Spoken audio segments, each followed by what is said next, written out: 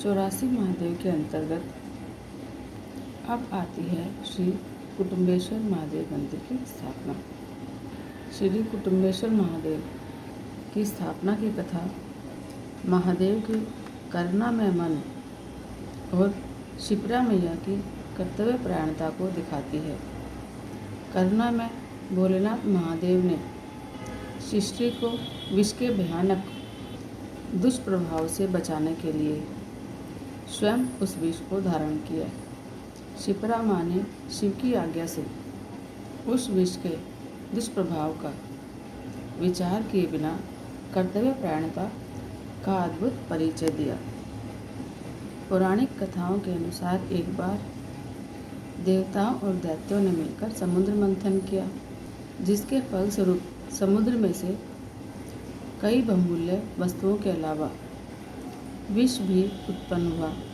विष की ज्वाला से देवताओं और दैत्यों के अलावा यक्षगण भी भयभीत होकर महादेव की शरण में पहुँचे। उन सब ने मिलकर महादेव के समक्ष यह प्रार्थना करी कि महादेव, हमने तो अमृत पाने के लिए समुद्र मंथन किया था, लेकिन यहाँ पर तो विष उत्पन्न हो गया। कृपया हमारी रक्षा करें। देवताओं की व्यथा सुन भगवान शंकर ने मोर का रूप धारण किया और उस विष को अपने गले में धारण कर लिया।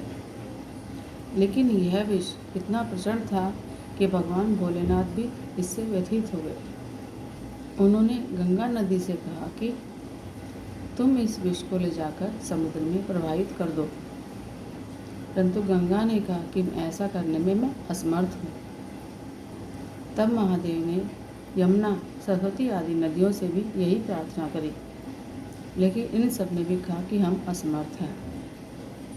अतः शिवजी ने शिप्रा नदी से विनय करी कि तुम इस विष को ले जाकर महाकाल वन में स्थित कामेश्वर के सामने वाले लिंग में स्थापित कर दो। महादेव की आज्ञा मिलते ही शिप्रा नदी उस विष को ले गई और महाकाल वन में स्थित उस लिंग पर उस विष को स्थापित कर दिया, जिस पर महादेव ने उनको बोला था। विष के प्रभाव से यह लिंग विषमयी हो गया, जिसका परिणाम यह हुआ कि जो भी प्राणी इस लिंग के दर्शन करता वही मृत्यु को प्राप्त हो जाता। एक बार वहाँ पर कुछ ब्राह्मण तीर्थ यात्रा करने के लिए आए। उन्होंने उस लिंग के दर्शन किए और वे सभी मृत्यु को प्राप्त हो गए। तब तो तीनों लोकों में हाहाकार मच गया। महादेव को जब ये पता चला तो वे ब्राह्मणों के पास गए और अपनी दिव्य दृष्टि से उन सब ब्राह्मणों को जीवित कर दिया। तब उन ब्राह्मणों ने महादेव से विनती करी कि हे देवादिदेव महादेव, इस लिंग के दर्शन करके लोग मृत्यु को प्राप्त हो रहे हैं, कृपया इस दोष का निवारण आप ही करें। तब भगवान शंकर ने उन ब्राह्मणों से कहा कि जल्दी ही ब्राह्मण लकुलीश वंश के लोग यहाँ पर आएंगे। उसके बाद यह लिंग स्पर्श योग्य और पूजनीय हो जाएगा और जो भी यहाँ दर्शन करके आएगा उससे कुटुंब की वृद्धि होगी और यह लिंग कुटुम्बेश्वर के नाम से जाना जाएगा। इसके बाद लकुलीश वंश के ब्राह्मण वहाँ आए और भगवान शंकर का स्मरण कर उन्होंने इस लिंग का पूजन और अर्चन किया। उसके बाद यह लिंग विष के प्रभाव से मुक्त हो गया।